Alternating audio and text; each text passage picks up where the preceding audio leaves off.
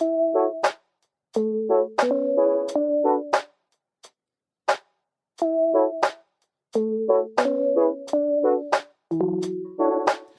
three best friends, and we love Lost, and we love talking, but even more so, we love talking about Lost. So join us for some laughs, good conversation, and let's get lost together. Hey guys, and welcome back to Let's Get Lost with your favorite Oceanic Trio, Amanda, Kip, and me. And today we're going to be talking about episode 18.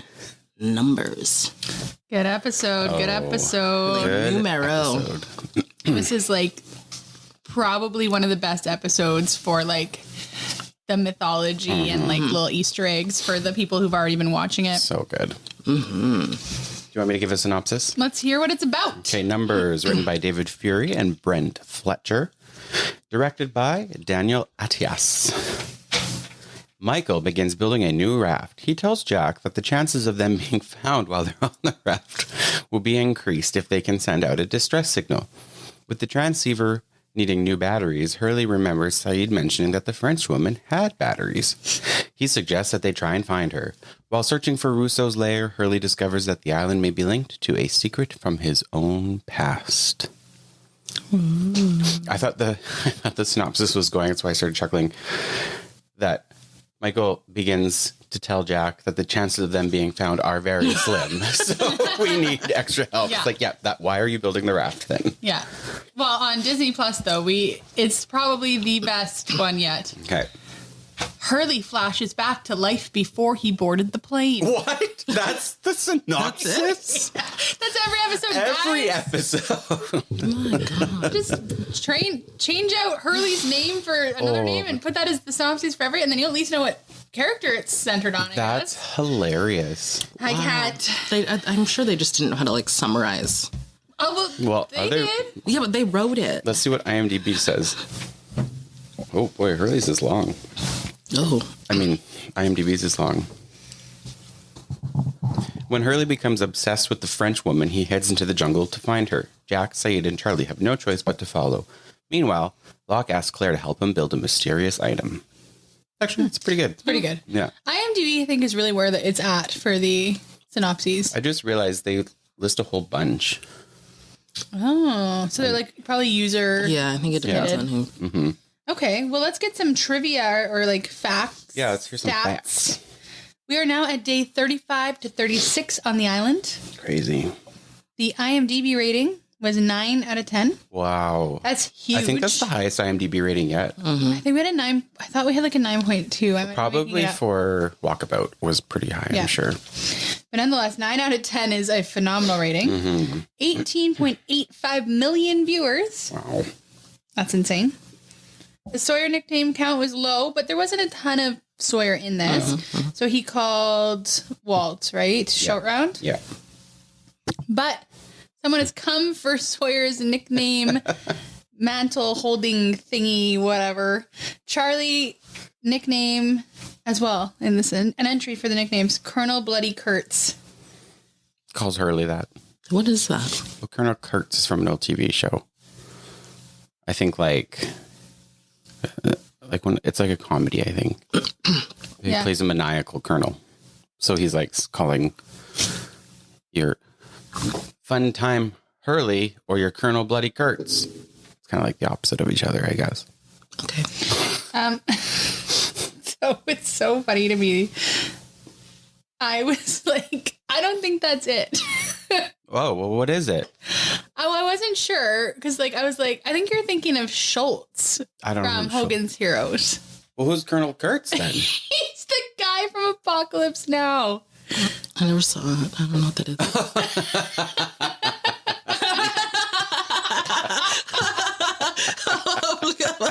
Oh, wow. He's Marlon Brando in Apocalypse Now.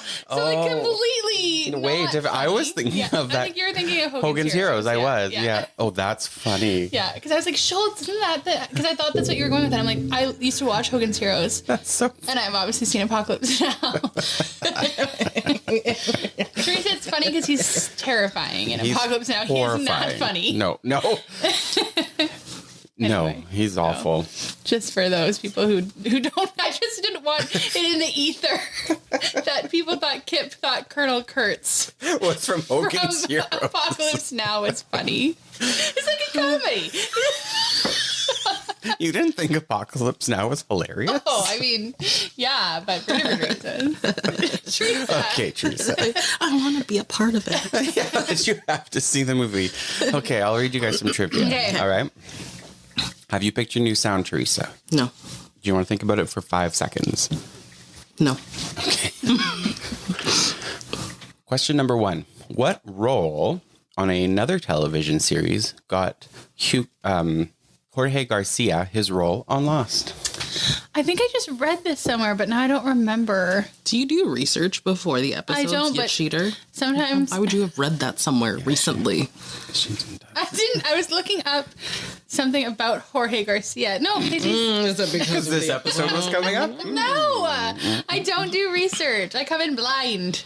But I did Clearly. read something recently. Because sometimes I'll be like looking at the actors or whatever, or they're on like social media, but you know what? Let's be real. I saw it in Shambhala, and that's where I learned it. Exactly. Okay. Yep, for sure. Anyway, I don't know. Any guess, Teresa? No, I don't know what he's done other than this and like You guys a are cameo going to lose on your minds. How I Met Your Mother. That's all I know. Curb Your Enthusiasm. No, I do remember that episode. He plays a drug dealer. Yeah. Yep. Yeah. Yep. And that's what got him this role. That's hilarious. Really? And it's funny because in this episode, he gets mistaken as a drug dealer. Good connection. Yeah. Yeah. I remember we didn't watch that episode too long ago. The one where he's So funny when Larry's dad tries the pot. Oh my God. Love Curb. Perfect. The next podcast. Yeah. All right. Which major Lost producer is the newscaster that says, "That's right, Mary Jo"? Dun, dun, dun, dun, dun. Is it J.J. Abrams? No. Is it Carlton Cuse? Correct, but you didn't give your sound effect. Is it Carlton Cuse? Correct. Nice. Okay. All right. Okay, last question. Currently, Teresa's winning 1-0. The man is mean mugging me right now. An early version of Hurley's backstory had him as a world-class blank. I have no idea. Tracy's going to take this one. No, I don't. It could be anything. I meant wor- the round. The round. A world class something. Yeah, I mean, you're right. It could be anything. Yeah, I don't know. Repo Man. I wonder how that would have gone. And other than that, he just works at the chicken place. Mm-hmm. And is now a billionaire. Millionaire? There Billionaire? are so many connections in this 100 episode. That's why I love this episode so much. I know. It's so good. Connection. There's a lot in this episode that is just everything. But before we get to that, we have to get to Teresa's stream of consciousness. Also, okay, well, that's a little ridiculous, Michael, to have someone watching 24/7. Why is science so mad today? What you looking at, Hurley? Oh, dear. It begins. Hold on to your hats, friends. 4, 8, 15, 16, 20, 42. 16th week without a winner.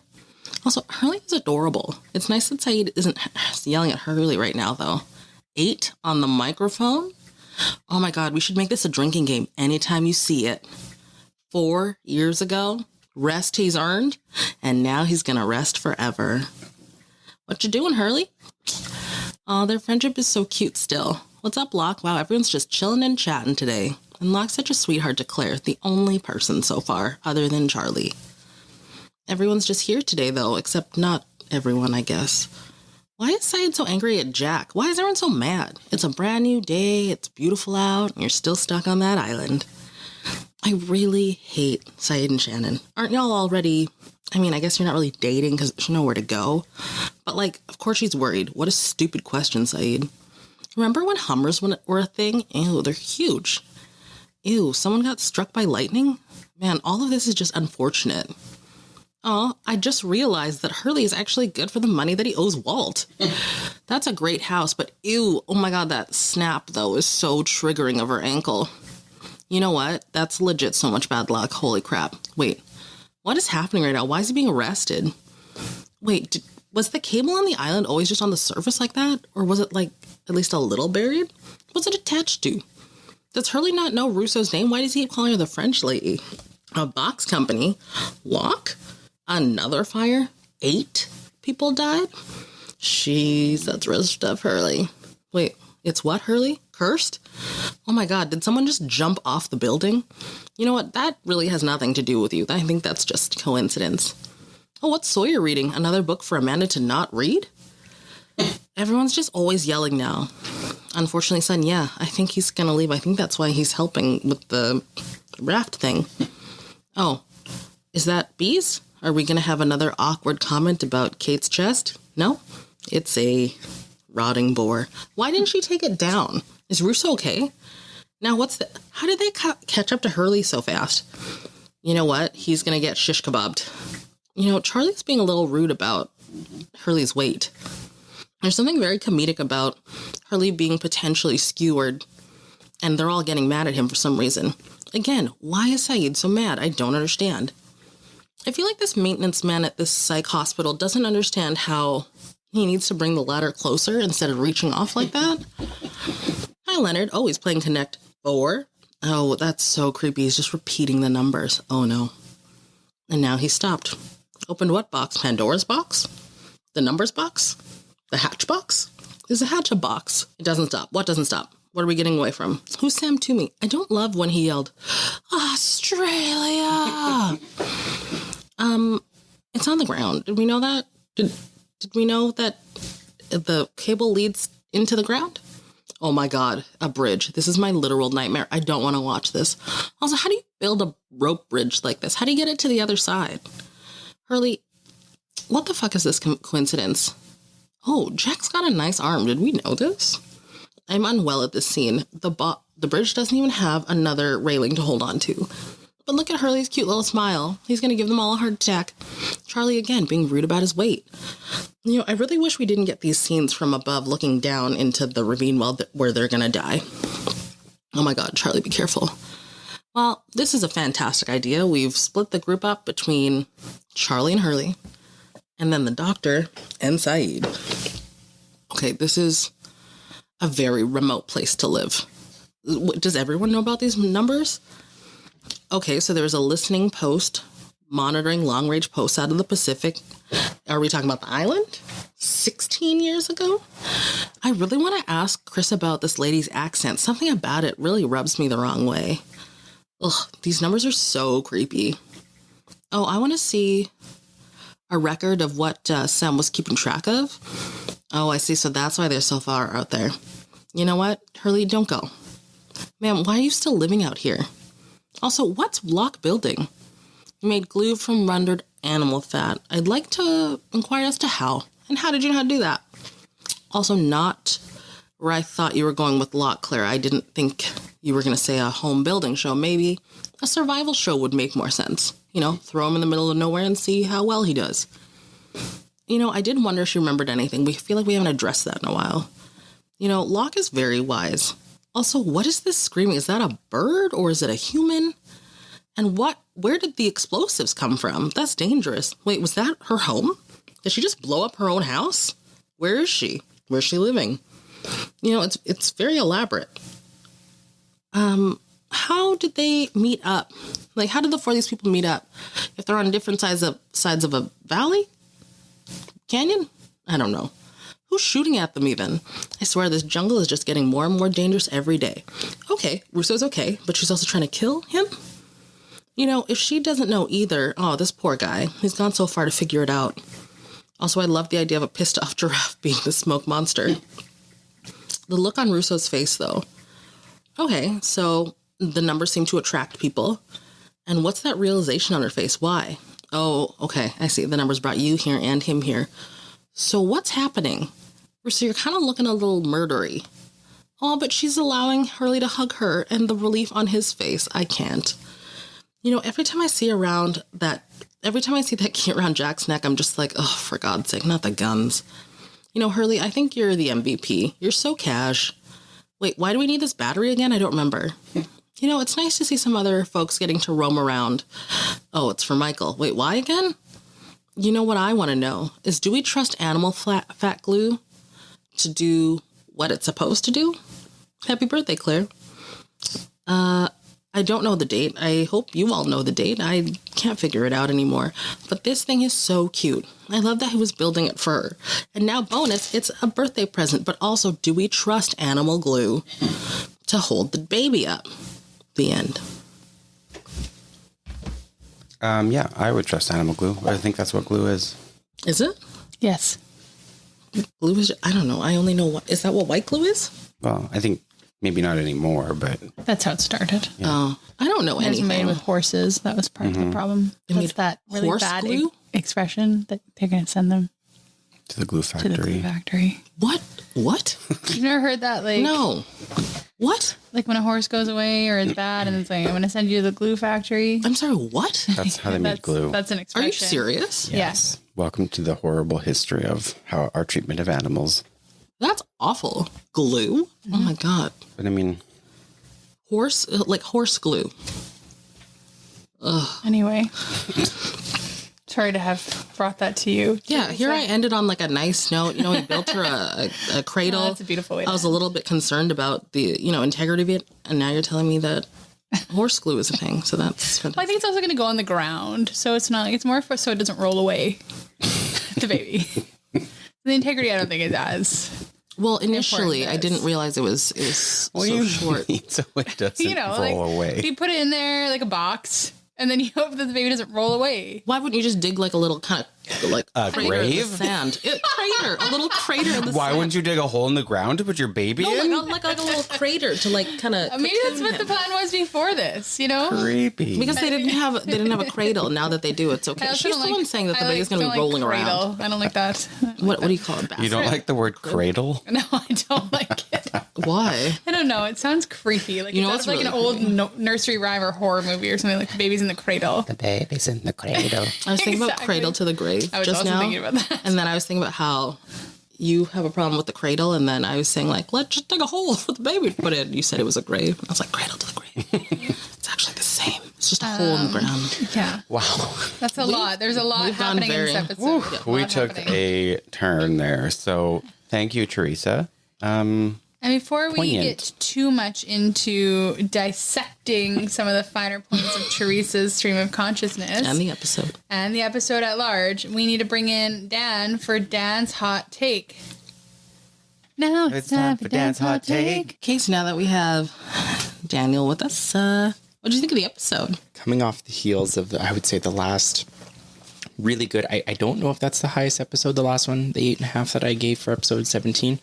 But I would say this is another good episode. These ones go closely hand in hand. Maybe it's because we watch them closer together than some of the past ones. But I really do feel that these two episodes did well together. They paired well. And actually, a lot of the questions that I had in the previous episode surprisingly got answered by this episode.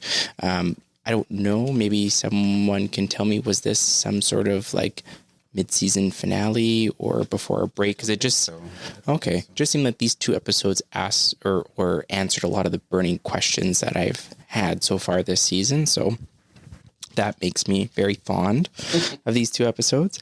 And right off the bat, returning to the bunker storyline, I thought that was really, really good. And it was about time. But again, I wouldn't say that's a knock on the writers, because I thought this was the natural time. Because just last episode, I thought, what happens at the bunker? Boom, gets addressed. I did laugh, though, when Hurley wins the lottery and then immediately buys a Hummer, or that's what's implied, because this was, again, one of those moments that quickly aged the show, not necessarily in a bad way, but I'm just commenting that it aged the show, because it's like, is there more of an epitome of like 2000s new money, or kind of, yeah, that was good. Now, Hurley believing that he might be cursed. At first I was thinking, I don't know where this storyline's going, and I don't know if I'd like it.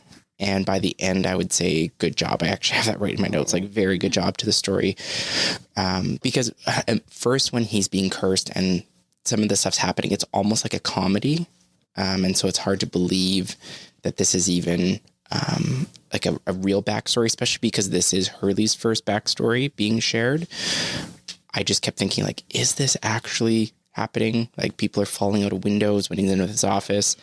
But once they started to, I think, change it to like even the things that he was profiting off of, like with his stocks and his company, he's profiting, but other people are paying the price. So I think they did a good job of turning it into this where the viewer really does ask, what is going on with these numbers? And then for it actually, not that it gets resolved, but for there to be a storyline that gets so well addressed in one episode, this was it. This was probably one of it kind of appears, and then we do get a little bit of resolution by the end of it, which I appreciated, because sometimes you need that. You don't, like, yes, these are long seasons. You want those stretched out storylines, and there is a place for that, but there is also a place for these, satisfactions, because this was a weekly episode where you needed some sort of satisfaction to draw you back to go to the next time. It can't always be cliffhangers. Mm-hmm. I did laugh. Sawyer refusing to help with the raft building. I hope he gets some flack by this Oceanic Three, because I feel like if that was another unnamed character, there would be so many word daggers thrown their way. Now, can I also just ask, has anyone else noticed Jack's hair? Not really. No. What do you mean? Jack's hair, and I've noticed this in a couple of the episodes, I think he started graying as they were shooting this, because it goes back and forth between, he has like lots of salt and pepper, like quite a bit of gray coming in. And then this episode, boom, it's like almost back to like pure black hair. His facial hair has quite a bit of gray in it, but it just seemed to be this thing that I don't know if they were struggling with him aging as he was writing this show, but that's something that I noticed. I do like this idea that the island might be an epicenter of bad fortune. And maybe that's what they first initially think of it as, because I think by the end of the episodes, we do get some resolution to this idea of maybe it is not a curse, but it is this thing that they've been destined to find out. And unfortunately, some people haven't made it to this point to find out. It has driven them mad, or it has driven them to, to death. But I think that there is something to be said for, this first notion of that maybe the island is this kind of epicenter of bad luck, but maybe it's starting to shift, and maybe as they come together as a group. And now, speaking of the group, I also asked myself, if I was Danielle, knowing there's other people on the island, would I have stayed away? And my first answer was no. Like, of course you'd want, like I thought, this is stupid. Why would she keep herself away from a group of people that are fellow, not shipwrecks, but fellow survivors on this deserted island? So why would she not want, strength in numbers, safety, all these things? But then I realized, no, she's been on this island quite a while. And even I think the most social of people, by the time someone would arrive, you might be just totally okay with living on your own. And you know your world, your kind of corner of the jungle. And so I kind of toy with that. Like, would she or wouldn't she? And I guess obviously she hasn't because she stays, but this kind of softening of her character through Hurley, and it's Hurley just being honest. Like, as crazy as it sounds, he's just, you can tell that he just all of a sudden lays it all out about these numbers, and it clicks with her. And so you kind of have this, conundrum, or this, kind of funny bit that what brings Hurley and Danielle together is this just opening up of what other people might not understand or might think as crazy. And I really like how the writers have played with that. So, kudos to them again for another good episode. And I'm looking forward to seeing, what comes up next. Now, finishing it off with, just the heartwarming story of Locke building the cradle for Claire. I thought that was really nice, because just the last episode, when I saw Claire and she was sitting on the beach, I thought, geez, she still hasn't given birth. Like, it just seems like she's been pregnant forever, not realizing that, it's only been a month, I think, on the island at this point. So, she is getting ready to give birth at any day. So thinking that, it is nice that they're acknowledging that it's advancing, that it is coming up, because obviously that's going to happen, and quite soon. So good on Locke for just being a good person and just understanding. And I think that's that's a type of storyline that I also just like, is that, these people have tons of time on their hands. Like, yes, they're hunting food, and yes, there's but at the end of the day, they have a lot of time to fill. And so it's nice when they can fill it by helping each other with things that they can help with and play to their strengths. And for Locke, that's obviously with his hands, and he's a very brilliant and skilled person. So kudos to Locke. Mm-hmm. Lots of kudos from you this episode. What would you rank it? I would give this one maybe about like an 8.3. I would say just slightly lower than the last one. The last one was really, no, you know what? I think I'll just give it an 8.5 because I just thought the number storyline is really strong, and it's in its own right a very good balance to the last episode 17. So yeah, 8.5 for both. Wow. Thank you very much, Dan. You are starting to love this show, I think. Mm-hmm. Mm-hmm. It's thawing. Thank you. So we have to get into it. But I think we have to just say from the beginning that this is like a very, what's the word? Like iconic. Yeah, I was going to say iconic. This is an iconic Lost episode for people who haven't watched or who this episode means a ton to the fandom. And the numbers is something that I think has been equated with Lost forever. Yeah, exactly. And so this is really the first glimpse you get at what they mean, and well, not even really, not what they mean, but the effect it has on everyone. Yeah, exactly. So I think it's kind of fun. This is one of our first big nods to that. Everything else has been a lot more subtle. And do you think it was a Hurley episode? Do you think that was because he's the last major character to get a backstory? Correct. And do you think that was purposeful? Because it's very, like you just said, it's more sort of in your face with the island connections. They make a very clear connection to Hurley and the island. Mm-hmm. Yeah, I think because we'd have to have Hurley, we'd have to know about the numbers and what they mean to Hurley to have Hurley's backstory. Yeah. And I don't think we were ready for that before about this point. There is a part of me when I look back on it, and we can probably talk more about this on Spoiler Island, but I really struggle with whether we needed, and I'd have to look at it a little bit closer, if we needed that extra Sawyer episode and that extra, I think there's an extra Kate episode, and I don't know that we do. I would have liked to have seen every character get their own before there's even some secondaries. Yeah. Second episodes. I think there's a reason. Quite honestly, the hatch is going to play a huge role in next episode. So that kind of makes a little bit of sense as well. You needed to have Hurley's backstory close to that story of the hatch. So the numbers were revealed. And had they revealed the numbers way back before the second backstory started coming, it would have lost some of its oomph. Some of its sort of wow factor.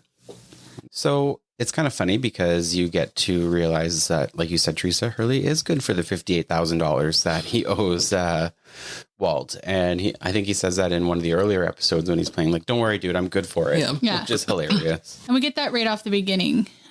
We see right from the beginning of his backstory that he's won this lotto, and it's with the numbers. And I think this is the first time you see the numbers all together. I think so. I think it is. Yeah. And then you see it a lot this episode. You see it on his lotto ticket. You see it on the notes from Saeed that got from Russo. You see it on the hatch.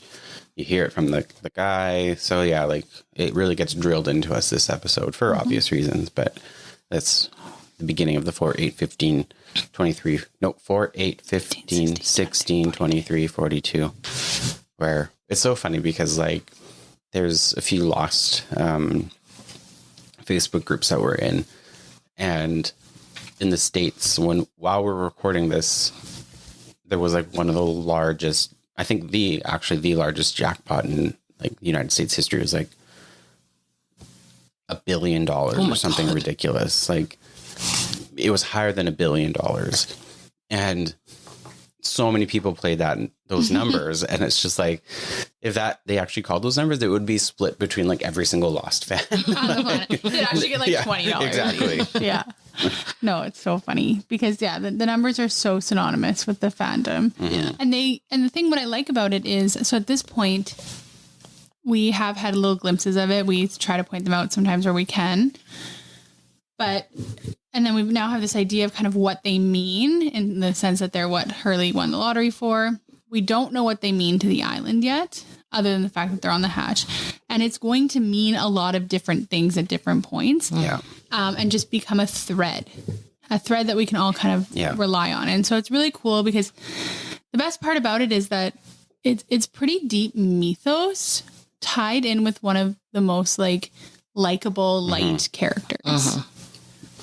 Agreed. And because you're right. Like usually it's the very flawed, very deep. I'm not saying Hurley's not deep, but like as far as characters go so far, he's probably the least deep and certainly not flawed other than being cursed, apparently. Yeah, right. Like there's really nothing. And so to have that real heavy mythology associated with him is kind of going against the grain of what we would typically see, which is interesting. Something that the show does quite often, goes against the grain. And it's kind of interesting, like, so you see that Hurley, so kind of just going through his backstory, we see that he wins the lottery, and then we start to see these bad things happening to him. And at the end of the day, like, you can say what you want, but bad things are happening to him. His grandfather dies. He's arrested by the police. The house burns down. His this and that. But what I think they're getting at, and what becomes clear is that, and he clearly accepts, is that the curse affects people around him, but not him. And so he's kind of become... And it's almost interesting because you can see, kind of even looking back now, that there's like a calmness to him throughout this whole thing where he kind of accepts that he's going to be okay. He's fine. Yeah. Right? Because even with that, like, you know, kind of jambling them all together, they're not overly deep. So I think we can kind of get through his backstory pretty easily. But even when that sneaker factory of his burned down in Canada, he got this like amazing payout. So like the idea is that bad things are happening around him because of him, but not to him. Not to him. And that's why he's so calm when he's going through the jungle, why he has no problem taking this trek on his own, finding the thing. I'll just jump out of the way of that thing. Don't worry, it's not going to get me. I'll just cross the bridge, this rickety old bridge. No big deal. I'm not going to fall. Don't worry about it. Like, he's accepted this, like that he'll be just fine, right? And so, yeah, it's a neat storyline, and obviously, the further we go into Hurley over the series, you hear more of his storyline. Like, he references, I'm happy to provide for my family after winning the lottery because, you know, I've put them through some rough times lately. So we do get to learn what that was about, which is good. I really didn't care for Charlie in this episode. He was really mean. Everything was about him, like... his weight, and it just like it was kind of unnecessary. And he was like always yelling at him, and I know he treated Hurley like a piece of shit. Like, I really didn't care for Charlie in this episode. Like, even in that final scene, like, gets mad at him. It's like, well, Hurley doesn't owe you anything. Also, why are you so entitled that you think, you know, like you need to get this information from Hurley? And even Charlie just pissed me off this episode. And I don't love how many times like Charlie would like interrupt him to like either yell at him or like whatever. And it's just like, I know. Charlie's not a good friend to her. No, he's not. Like besties. Like, so it's kind of sad that like he's like, don't do it. You're not spry. What is he talking about? It's like, if Hurley can get on the bridge, like, obviously I'm going to be able to do it. And I was like, well, that's rude. Like, no, yeah. When you were on it. Called him lunatic, nuts, like everything multiple times. Like, it's just so rude. Yeah, exactly. You know, it was not good. So it's interesting because I think that there is kind of a, like, what's the word? Like, stereotype about like people winning the lottery and being cursed. Yeah. But to Hurley, it doesn't seem to be the money that he's concerned about. It's the numbers. Yeah. And so the numbers become an obsession of his to figure out where they came from, all this stuff. And I don't know if that's because people keep asking him where he got them from and he knows that there's really not a good reason for it or what. But I found it very interesting that, like, he doesn't consider the money to be the curse. No. But how he got the money to be the curse. And that's the thing, like you say, when people win the lottery, they often say the money's cursed. Either like they lose it all real quick, or people come out of the woodwork and, you know, that they've never heard of or haven't heard of in years, and now they want a piece of the money and blah, blah, blah. But no, he's doing great with his money. And he really could care less, like, if he's making more money when his accountant tells him he's doing so well. But, yeah, everything around him is feeling cursed. And because, like, why would he want to tell people where it came from? He's not going to tell people that he was in a, I don't know what the term is, like a rehab facility for people with mental illness. Like, I don't really know what the term is for that now. Like, in old movies, they would have called it an insane asylum. Right. I think it's just like I think it's referred to in there as like a mental institution. Yeah, Like mental a psychiatric institution. facility. Yeah, right. And so, like, yeah, he doesn't want to tell people that, oh, when I was at this psychiatric facility as a patient, I heard some Someone other rambled person. the numbers Yeah. at me. Like repeatedly.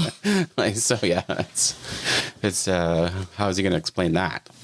But I don't know, like, what did you guys think he was looking for? Like, I always have this question when people become, like, in any way, and, like, you know, even in day-to-day life on a, like, smaller scale, like, my question always for people who are, like, looking for these, like, insane answers or looking for certain things in life is, like, what are you going to do once you get it? So, like, what do you think Hurley thinks finding out the meaning of these numbers is going to do for him? I think he thinks it's going to stop what he believes to be a curse. If he can figure out where... I think that's what's in his mind. That once he figures out where the numbers come from, or he can get some answers to what they mean, it'll stop the so-called curse and people will stop having bad things happen to them around him. That's what I think. Well, and it's funny because I think that's true as well, but I honestly just think it's and we're really jumping around now, but I really think what he's looking for is exactly what Danielle gives him at the end. Oh, yeah. Which is just simply to be validated in the fact that this has brought him misery. Yeah. And he's not crazy. And that he's not crazy. Totally. And I think that's really beautiful. And that's a very beautiful scene that we're, like I said, jumping around. But it's hard kind of with his flash. For this episode, the flashbacks are very integral to kind of the storyline, right? Yeah. Whereas sometimes I think, like we've talked about that Charlie episode where you don't really get what we're getting at until the end. Another person who has had two. Yeah. But unnecessarily. And like basically the same. Yeah. Yeah, we didn't. We get it, Charlie. You had a drug problem and you're flawed. And I do think we needed it to be a little bit, we needed to have this episode a little bit later. I think like all the other episodes kind of wrap up kind of like some of the basic stuff. Like it's been a month and like, obviously we know something's going on, but we need something to like bring us back to that because we've had some pretty random kind of issues, you know, with Ethan and all this other stuff. So I think to just bring it back to, like you said, like the island mystery, I think we needed to have it be a little bit later because there's just so much going on already. Like if you had that going on too, like I think it would be overwhelming. Way overwhelming. Exactly. Yeah. And I mean, it kind of reveals the connection to the hatch. So clearly the hatch is going to be coming up as a major plot point. It's coming back. So let's go back to some of Hurley's flashbacks.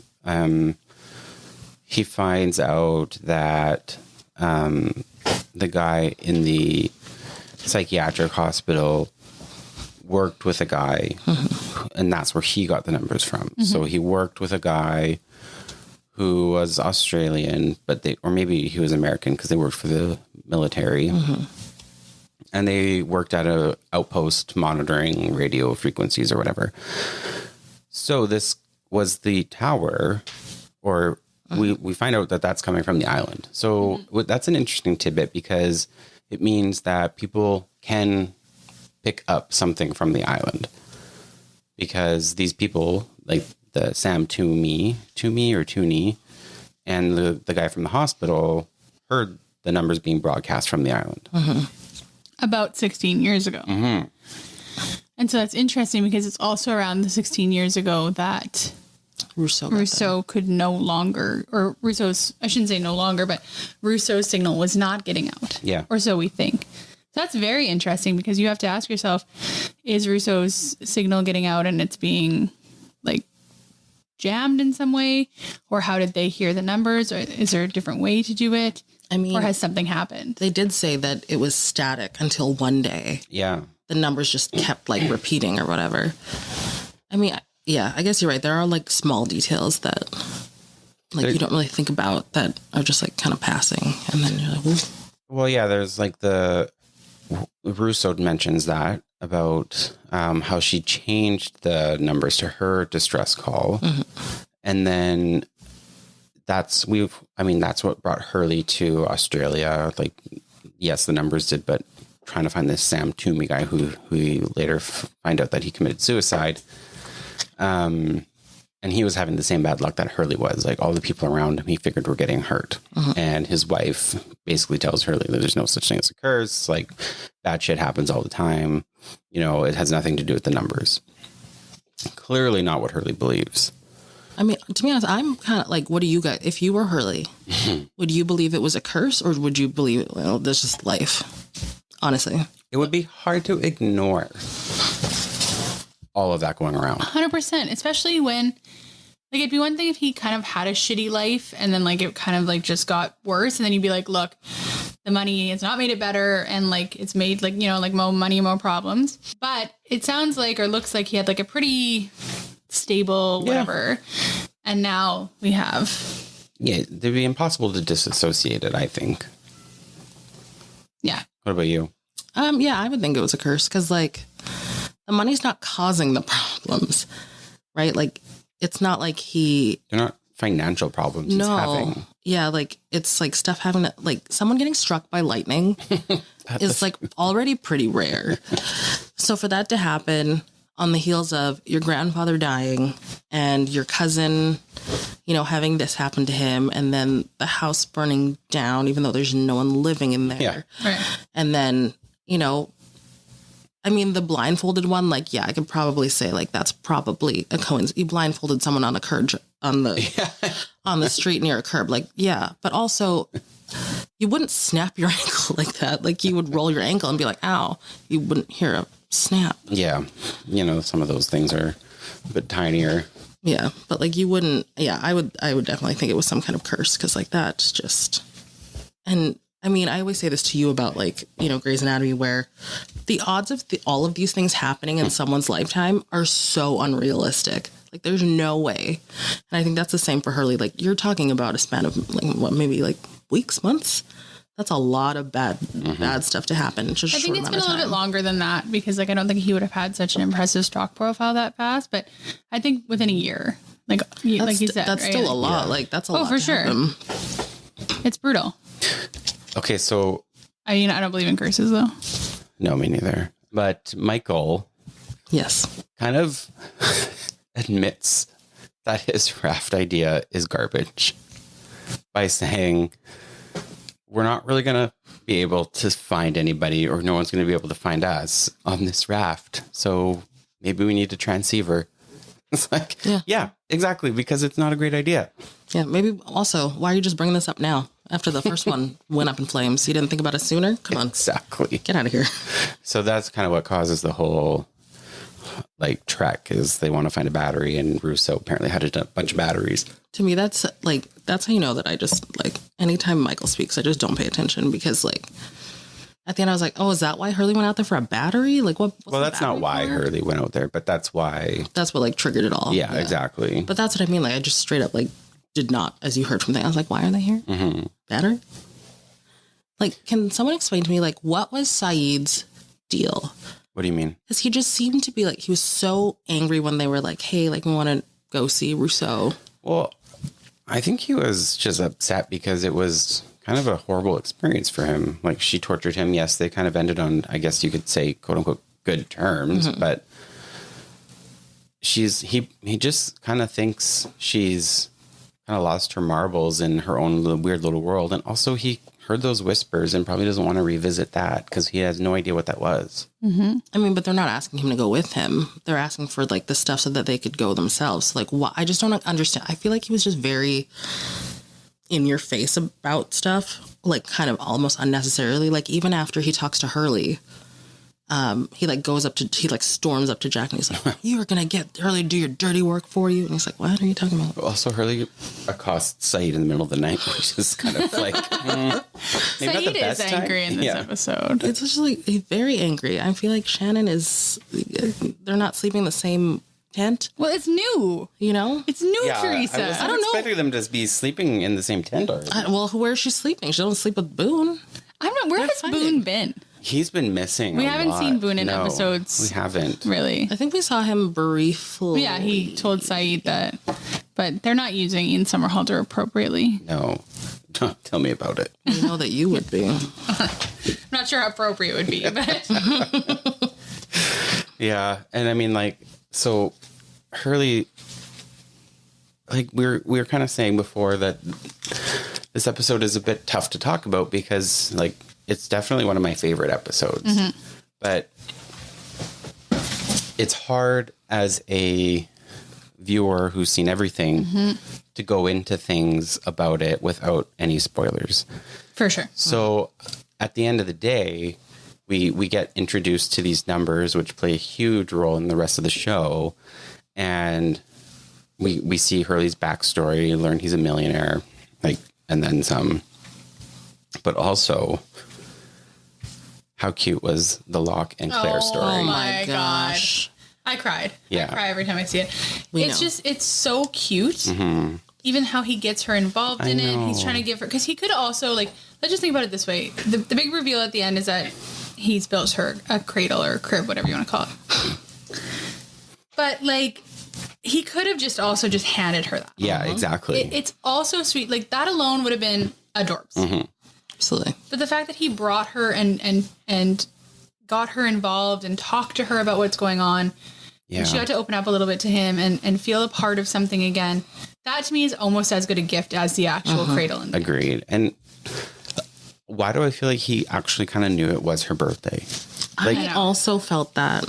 I don't know how. Maybe he's spying on the passports, but it was really cute. It was like a gift for her. But like you say, Amanda, the gift was just this interaction, and she wasn't feeling like just this sort of like ticking time bomb on the beach. Yeah, it was really I sweet. agree. I cried too when he said happy birthday, I Claire. know. And she's just so cheesed and just like, thank you.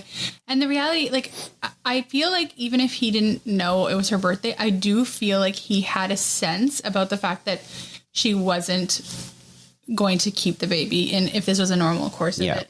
Because I think that's the other thing is I think he's helping her kind of like nest, right? And get ready for the fact that like this baby's coming and it's going to be fine and we're all here for you. Like it has so many like nuanced meanings behind it that it's so beautiful. It's so sweet. Yeah. Like, So sweet. I have a feeling, I don't want to get ahead of myself, that Locke may have kept his number one spot this week. Yeah, I'm curious. Like, because that alone is just like after coming off, like he's taking care of everyone, you know? Exactly. He is. He's really leaning into that caretaker role right now where he's the fatherly figure of the castaways and they're all just a bunch of rambunctious children. He has to corral them and Teach them lessons. about life. Yeah, exactly. So it's interesting because like there was some sort of Reddit that you sent Oh boy. not too long I'm just ago. like, where are you going with this? Where, because I think that Locke is one of those characters that most people love.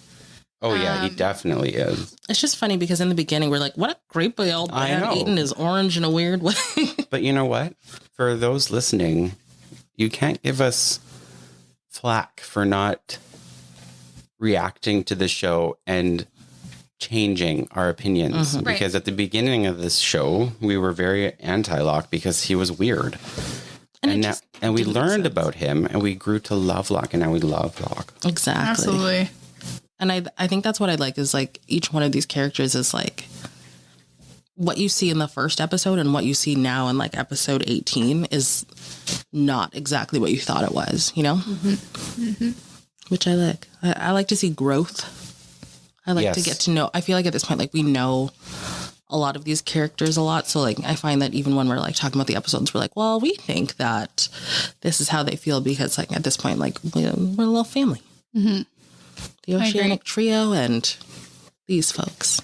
Yeah, and it's just, you know, and even when it goes from episode to episode and, you know, like my opinions on certain people kind of fluctuate a little bit, it's because like we are trying to react in the moment to everything. And, you know, they do show us different versions of themselves all the time.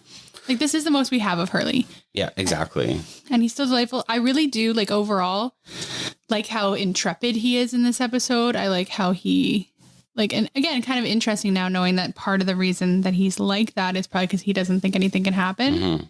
But he could just sit there still and be like, whatever. Yeah. And he's trying to help. And yeah, in the end, that scene between him and Danielle is so beautiful as well. Yeah, And just, he needed to be validated. exactly. Yeah, That hug. 100%. And then he got a battery out of her. Yeah. And the look on Jack's face when he gets I it loved is it, so yeah. cute. I loved it. And it's just, it reminded me of how Hurley got something from Sawyer just by being Hurley, being genuine, The being manifest, himself. I think. Yeah. And it's just like, we're learning who Hurley is, and he is just this genuine person who is honest, and he sort of is able to help people in a really honest way, which is great. He's for sure the most genuine character. Yeah, exactly. And the most easygoing. Which is why it pissed me off so much when Charlie was mad at him at the end. Yeah, that was stupid. But can I just say one thing about the end that I didn't like? I wish he was worth $108 million, not 156. 56, Yeah. yeah. I think that's a missed opportunity for I those agree. for those of you who watch the show. You know what I mean? Yeah. 100%. Yeah, so like that's a good point, because there are so many number references when you look back. Like if you were to watch again, now seeing the whole number sequence in order, you will notice those numbers throughout every Yeah. episode multiple times. I pointed out a couple in this one, like, it's very like subtly placed in areas. Yeah. So, I mean, that's kind of this episode in a nutshell, like without getting too much into spoiler talk, which we can't, obviously.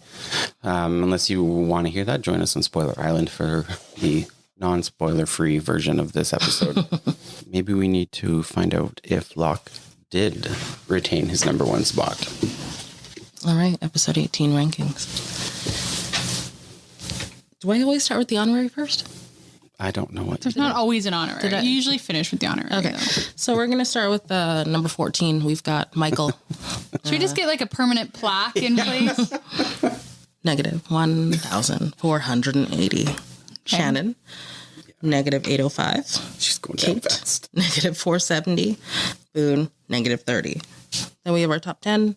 Walt, 55. Jin, 195. Saeed, 325. Sawyer, 350. Jack, 475. Then we have our top 5. Claire, 480. Charlie, 625. Sun, 775. Hurley at number 2 with 910. And we have wise old Locke at number 1 with 1230. You know, it's earned. Yes. Like in these Yeah. last 2 episodes, Yeah. it's like totally 100%. earned. Yeah, he just leapt to the. I like the part that like really just drove me. Like, You don't like that Rory will be yeah, excited. I hate, like, drives me crazy. I really like that most of the characters are above 0 now. Yeah. It's been that way for a little bit. Yeah. Yeah. Except for obviously like the bottom 4. Yeah, but only 4 out of 14 is pretty good. Yeah. I'll have to say something on Spoiler Island later Okay. about Michael's ranking and a joke that I would like to make about it. Whoa, I'm excited. What does that mean? Well, I just realized I'm looking at our synopsis book. We only have like 6 episodes. Yeah, we have, you're right. We only have 6 episodes left in this whole season. That's insane. I know, we're getting to the wire. We are getting to the wire. Oh, wrong button. Season's almost over. So let's do our ratings.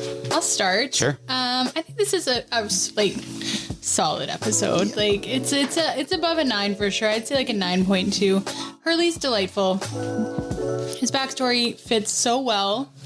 It's such a good backstory because it gives us so much, but also is so in line with what we've seen of him. And just seeing him kind of take charge and try to find his own answers and help them. I just loved it. And we get a few little glimpses as well with other characters, and the Locke crib thing is just so cute. So overall, this is a phenomenal episode and a good kind of. Oh, and I was going to say, and I forgot to say this when Dan was still here, but there was a bit of a break Oh, really? between episodes. Oh, interesting. Yeah, about 3 weeks. So. Oh, wow. Yeah. Yeah, so that makes So sense. I think they then. did want us to kind of ruminate on this idea that the numbers were. Yeah. So I like that too. Like it's light, it's fun. You get some backstory, but then you get a little of that mystery at the end. Yeah. Teresa? So one thing I forgot to say is the honorary spot goes to Russo this week for nice. accepting Hurley's hug without, because she hasn't touched another human being since Saeed, and before that, 16 years. So the fact that she accepted some sweaty man's hug all of a sudden, because they bonded, is beautiful. I give this episode a 9.0. I really like this episode. Honestly, my favorite thing about this episode, I think, is that it essentially just felt like Hurley. If Hurley were an episode, this would be it. You know, just like really light, fun. But, you know, there's like something you don't quite understand. And even all the like interactions when they're like, Hurley, don't do this. Hurley, don't do that. There's like a comedic air to it. Yeah. So yeah, that was, and good episode. Love them numbers. Now I feel like every time, like I'm going to be looking out for them as like a reminder. So yeah, 9.0. Nice. I'm going to give it a 9.5. Is same as last episode for me, but for different reasons. So last episode had that like very poignant emotional impact and character driven. And not that this wasn't character driven, but the island mythos and mystery was just on point in this episode. And Hurley is one of my favorite characters of all time. So I give it a 9.5. I love this episode. Great episode. Well, thank you guys so much for joining us for this week's episode numbers. It is really a great episode. I think, especially for those who may be watching for the first time, I think that you'll be very pleasantly surprised to see what kind of springboard this episode is for future episodes. So hopefully you enjoyed it as much as we did. Please listen, like, subscribe, follow us on Instagram, Facebook, and subscribe on Spotify, Apple, anywhere you listen to podcasts. And if you are so inclined to support us, we do have a Patreon where you can hear our thoughts unabridged about episodes with spoilers. And I'll tell you right now, there's already going to be some good outtakes from this episode for the Patreon. So feel free to subscribe. It helps us out a lot. And please join us next week for episode number 19. Oh, it's a crazy one. Holy fuck. Probably the episode that matters the most this whole season. It's going to be tough. And I'm not sure if Kip and I will get through it. What? Bye. Wait, what? Thanks for tuning in to another episode of Let's Get Lost. Be sure to tune in next week wherever you listen to your podcasts and follow us on Instagram and Twitter at letsgetlost.pod. Links to our website and Patreon can be found in our profiles. Join our Patreon for only $3 a month for exclusive access and content like Spoiler Island. Be sure to get lost with us again next time. Bye. Hey. Okay.